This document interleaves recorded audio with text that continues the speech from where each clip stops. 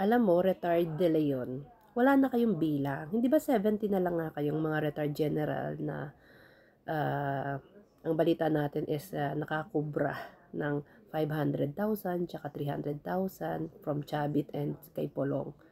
'Di ba? Kaya nga kayo lumabas diyan sa rally. Wala na kayong bilang. At hindi po hindi kayo makakakuha. Hindi nyo mako-convince ang mga active general natin. Dahil po maganda po ang kanilang sitwasyon. Sabi nga nila, mas professional sila ngayon. Pati ang mga gamit. Dati, sabi to ni ni Ariel Kirubin. Dati pag umakyat kami ng bundok, pagbaba namin sira na ang aming sapatos. Ngayon hindi, mas professional daw. Ngayon ang mga kagamitan nila, mas nirerespeto sila. Kaya solid sila ngayon sa administrasyon. Hindi sila papanig sa inyo na ang makikinabang lang yung mga korap na politiko.